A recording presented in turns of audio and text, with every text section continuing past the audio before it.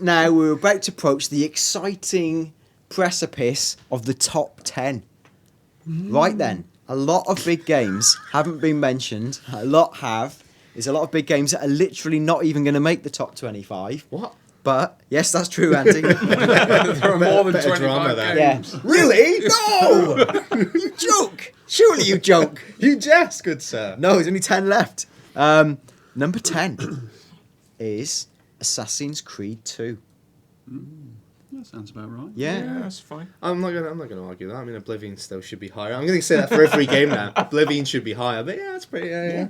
I love that. Was a great game. So who would like to briefly say why that's great?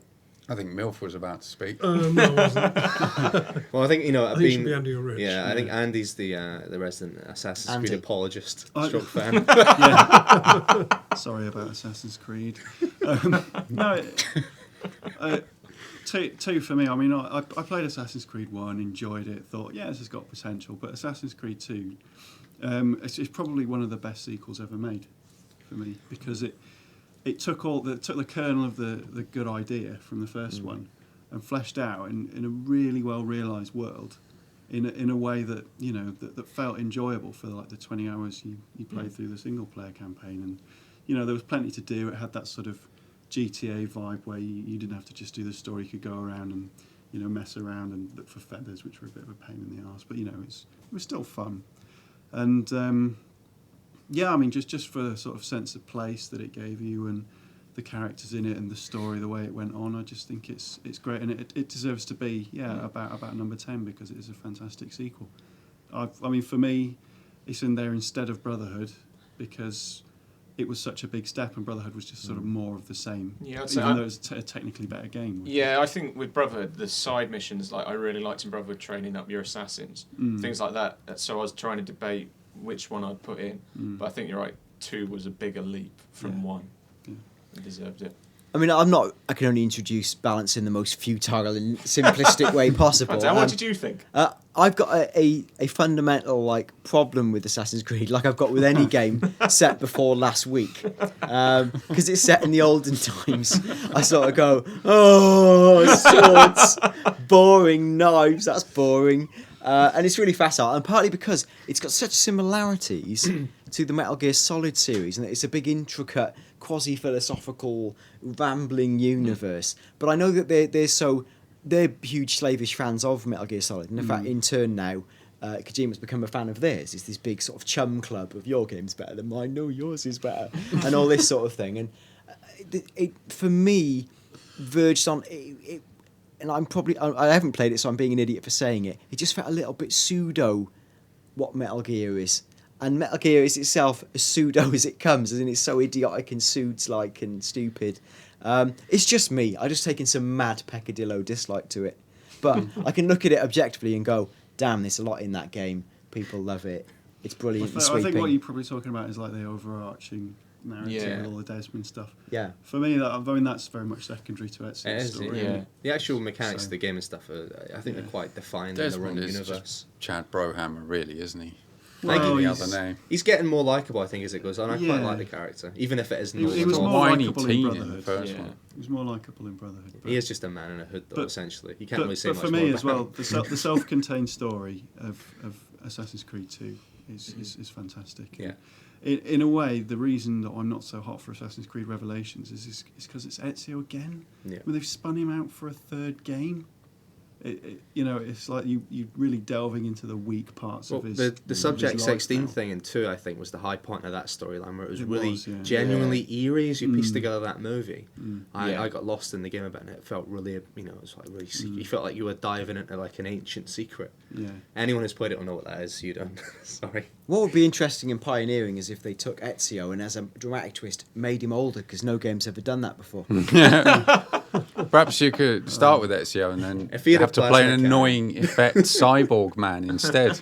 That'd be amazing. As I've always said, I'd have set the next Prince of Persia in like space New York with a plasma cannon, with gangs and Uzis and things. I remember your pitch. That's why I don't make games, and especially the Prince of Persia games. Assassin's Creed 2, a worthy entry at number 10. Number 9, another diabolical game from the frankly rubbish Rockstar, Red Dead Redemption. Yes! I am alone and, of course, joking. This game is absolutely universally adored. I'm replaying Red Dead this very second at home. I finished it when it first came out. I finished it when it first That's all I deserved. I finished it when it first came out, as we all did. Me and Andy must have sunk 50 or so hours in it. And I'm replaying it now. Still amazing. Still one of the most beguiling, organic feeling worlds and games. Like, it feels utterly rich and alive. I don't always be saying that a lot, but there's something about the sort of plains and deserts of that place. It's the sense of place and the people in it. It's very similar to Assassin's Creed in that respect. Like, in terms of its appeal for me, it's just a very, very defined world that is. It's not fun in the sense of you going around and shooting pedestrians with an Uzi. It's just fun to sort of wander around on your horse. Yeah, it's a feeling of being in a different time period, and it's also in a way one of the most similar to Oblivion games in the sense of it's this big map. You can go where you want, and it's got the survivalist, picking plants and hunting animals. The hunting system is fantastic. It feels like an RPG. It's a CRPG, a cowboy RPG. What's brilliant is that I don't need to make my counter argument anymore, because every game you like it for are the games I don't like. So just refer people to previous arguments. Yeah, well, it's also very slow. Like I am noticing that more. That I know how long I've got left. I've been playing it for 10 hours this replay, and I'm still in New Austin. I still haven't found the first guy you're supposed to hunt down. And I think the story's good, and the ending for me was satisfying. In a way that LA Noir's ending was not satisfying. And the little secret ending after the ending. It felt like the guys who'd made LA Noir had played Red Dead Redemption and thought, we have to have something different at the end of our game because we're making a Rockstar game. Right. Whereas it worked for Red Dead, it didn't work for LA Noir, in my opinion. Amazing ending. Evocative. Thinking about it now. Getting emotional. Right. Well, times are pressing. Number 8.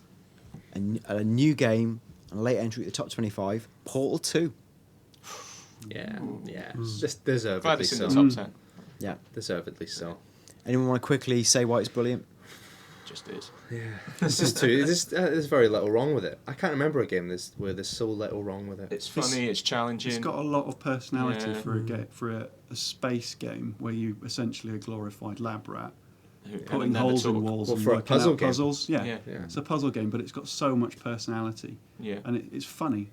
It's funny in a way other games strive to be. It's got a great mythology behind it. achieve. If you want to delve deeper, it's got one of the richest backstories of games, and it ties in with Half-Life and great but online Valve as is well. just co-op play. And it makes you feel clever, doesn't it? Yeah. Really Makes you feel clever dumb, level and design. then when it clicks, you feel clever. It makes you feel like a genius 1 minute, an absolute dolt the next. I mean, even in the later bits, which I won't spoil it because I know you just started playing, haven't you? Even in the later bits, although the levels are a bit more open, you signposted really subtly towards what you need to be doing, and that just makes you feel really smart. You know, in this whole vast area, you've picked out the correct solution to the puzzle, even though there's probably not a lot else you could do. I think there's probably like subliminal design cues that take you lights to and that stuff point. they use. There are, But that's where it's Valve are genius designers, storytellers, atmosphere builders. I've only played an hour of Portal 2, and again, it takes a lot to get a game into my disc tray. It did that brilliantly. And then from the minute you start, because again, it's all in first person and the stories relate to you sort of live and active, it's just relentless and seamless, and it's so evocative. And you're just in that world and you're living it. And you don't actually do much mechanically at the start, but it's still brilliant. And it's funny. It's actually funny. It's naturally funny. It's not like, hey, paid actor, in this case Stephen Merchant, say the funny line there. It almost feels like he's narrating it live over the internet to you. It's very naturalistic. It always felt like with him that they gave him the situation and a sort of basis for the lines, but then a lot of it feels kind of ad-libbed. It does, it does. And when you read interviews with Merchant, that's the genius of it. It's most of his lines are completely to script. Really? And he, just by his delivery and the quality of the script, it sounds ad-libbed. So that's another layer of genius on it, the fact that it is all written like that, and that is how good at telling a story and creating a character. And he's not even a character, he's a mechanical ball. Yeah. And yet it has a tiny little metal sphere, voiced by Stephen Merchant, has more personality than a galaxy of FPS heroes. And again, obviously, a game where it's not about shooting or killing, it's about essentially solving puzzles with a dual portal blasting gun, which creates holes in walls. And it sounds, part of me when I first approached it was like with the first game, oh, it's going to be one of those awful clever games that all the clever games journalists like. And I'm going to be really irritated by how clever and smug it is and all that. And what's so brilliant about it is that it's so accessible, and you start playing and you sort of think you'll be intimidated and you're not. And it's just wonderfully designed, and I just think, what a great game. Number 7. This is the only entry for this Leviathan series in our top 25. It's Call of Duty 4. As in Modern Warfare. Yeah, the original. Yeah, the original Modern Warfare. Infinity War, back before it went, the dark times came. Yeah. And interestingly, like of all of our top 25s, I think it was the only Call of Duty game that repeatedly came up. In fact, possibly the only Call of Duty game that came up in our top 25s. Why do I think it's brilliant? Because in single player alone, it dared to be different and subverted all traditional cliches of what a single player campaign should be. Which goes from things like the shock Jackson nuclear bomb death scene, where no game ever is that you have control of a character. Well, maybe not really that many games where it's utterly futile, and you control him in his dying throes. You rescue that helicopter pilot, you absolutely bust your balls trying to save this pilot, and when you do, and you've played the game for 20-30 minutes to that point to be shown that it's useless, and as an exercise in saying, hey players, isn't war futile? It was incredibly effective in a way that usually a game will do a really procedural, I'm an invincible robot man shooting through targets, and then a cutscene will say, war is terrible. Yeah. And then you now go, enjoy these headshots. Yeah. and that is terrible. And then you think, well, this actually, by making me live through it, got that point more evocatively across. Purely design-wise, the sniper level with Price, is it the Pripyat level? Yeah. One of the best pieces of level design. Gillies in the Mist. Yeah. But then multiplayer, let's not forget the thing that changed. I mean, it did so many things we now take for granted in shooters first. Yeah. Like the intro were you were the president of that country or whatever you was lined up to be shot on TV. That was the first time anyone had done that. It's the first time anyone had done one of those AC 130 levels or whatever they are in the plane. I mean, that's been copied so many times now. And like you were about to say in the multiplayer, I mean, it just changed everything. Still feels like the benchmark. It changed everything for that sort of brand of multiplayer. Before they started confusing the multiplayer and the new ones, I feel with tons of new content, I think they Modern just Warfare is still overcomplicated it. Yeah, it was really it had a real purity to it, and that's why thousands of people still play Call of Duty 4 now. There's a reason it's the biggest game in the world, bar maybe World of Warcraft or whatever. That multiplayer transformed the way we play online, and just so addictive and Moorish, and the invention, the way they did the XP system and the leveling up, just sucked people into online play like never before. Steve, you had something to say about it earlier. Did you want to share that? Only that perhaps video games, you were saying it was unusual that your character just died and it was futile. Yeah. That thing that blew up and everything went black, and I didn't actually realise I'd died. I found it quite confusing because I was switching between characters, and I thought perhaps we'll go back to that later on and I'll crawl out of the rubble. It kind of didn't really strike me as much as it struck other people, perhaps, because I'm just so used to being in certain norms. You were like, oh, we'll see him later, it'll be fine. Yeah, but plus I didn't really care. They'll bandage him up. It's just a wrist and a hand. Anyway, I didn't really care. Well, you crawl out of the wreckage, and then it gives you control back very briefly, isn't it? And then you crawl out, and then it fades to black again as you hear like the echoing laughter of children in the nuclear rubble, and then he dies. Stupid nuclear children. Because in the climatic bit of that, he looks up finally, and then you realise, hey, even if I could crawl down the street, now my body's full of radiation. Yeah. Everything for miles around is burning and destroyed. It's futile. And I thought that was good. Good game. Genuinely brilliant game. Yeah. Number 6. Again, part of a series, but we've semi-contentiously gone for what might in some ways be the inferior one. Dead Space.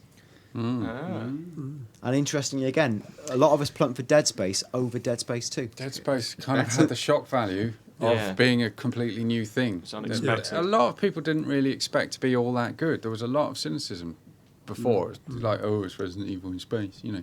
But it had a fantastic atmosphere, had some good shots and some fun combat. It's just simply objectively better designed, I think, the original in terms of pace. Because I played 2 and loved it up until the end where they ran out of ideas in the last 3 hours. We were just running around shooting things. Whereas I thought the original had a lot more, wasn't as afraid to let you just wander around a quiet area for a bit. You know, it was more confident in itself to let you just absorb the environment and solve leisurely puzzles, where the second one was like, oh, we've got to keep the action up. Also, it wasn't afraid to be purely single player. Yeah. At a time Yeah. where everyone was welding multiplayer on and online is the future. I mean, that hasn't changed, but it was, and in fact, Dead Space 2, they put multiplayer on it. But I really respected the fact it was just, it's a single player game, it's a story, you know, I think there it is. the reason I put it on there was because at the start of Dead Space, you don't know anything about the Dead Space universe. No.